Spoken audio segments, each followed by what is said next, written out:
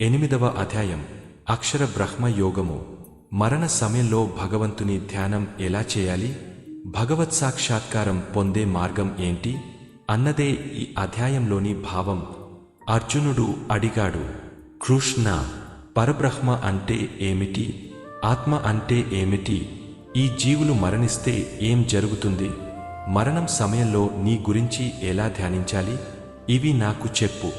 శ్రీకృష్ణుడు సమాధానం ఇస్తూ ఇలా అన్నాడు, అర్జున, పరబ్రహ్మం అంటే మార్పులే లేని శాశ్వతమైనది అంతిమ నిజం. ఆత్మ అంటే జీవుడి అసలైన స్వరూపం. ఇది శరీరంలో నివసిస్తుంది, కాని శరీరం కాదు.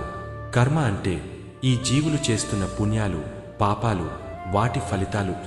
అతడు ముందుగా భగవంతుని గుర్తు చేస్తూ చెబుతాడు, నన్నే చివరికి అంటే మరణ సమయంలో ధ్యానించేవాడు ఎప్పటికీ నన్ను చేరుతాడు. ఆ జీవుడు మరల జన్మించడు. ఏ విధంగా మనసులో ఏదైనా విషయాన్ని చక్కగా భావించాలంటే ముందే సాధన అవసరమో, అలాగే నన్ను మరణ సమయంలో గుర్తుపెట్టాలంటే కూడా ముందు నుంచే సాధన చేయాలి. ధ్యానం చేస్తూ మరణిస్తే ఏం జరుగుతుంది? కొందరు మహాత్ములు జీవితం అంతా ధ్యానంతో గడుపుతారు. వారు చివరికి శరీరం విడిచే సమయంలో నన్ను ధ్యానిస్తూ ప్రాణాన్ని భ్రూమధ్యానికి తీసుకెళ్తారు. వాళ్లది ఇక మానవ జన్మ కాదు, వాళ్ళు నన్నే చేరతారు. ఇది సాధించాలంటే ఎంతో అభ్యాసం అవసరం, కాని సాధ్యమే.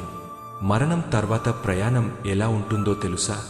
శ్రీకృష్ణుడు ఇలా చెప్తాడు, అర్జున, జీవుడు మరణించిన తర్వాత 2 మార్గాలుంటాయి, ఉజ్వల మార్గం, ప్రకాశ మార్గం. ఈ మార్గంలో పోయేవాళ్లు తిరిగి జన్మించరు.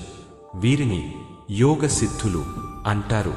చీకటి మార్గం, అధోగతి. ఈ మార్గంలో పోయేవాళ్లు తిరిగి పుట్టుతారు. వీరు పుణ్యపాపాల ప్రకారం ఇతర జన్మలు పొందుతారు.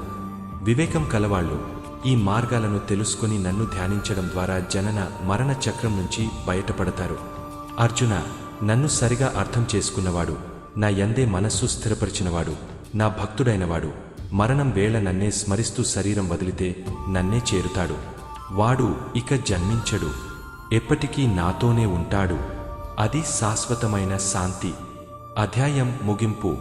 ఈ అధ్యాయం మనకు చెబుతోంది, భగవంతుని ధ్యానం చివరి క్షణంలో చేయాలంటే అది జీవితాంతం అలవాటు కావాలి. ప్రాణం బయటకు పోతున్న సమయంలో ఎవరి పేరు మన జ్ఞాపకంలో ఉంటే వారినే మనం చేరతాం.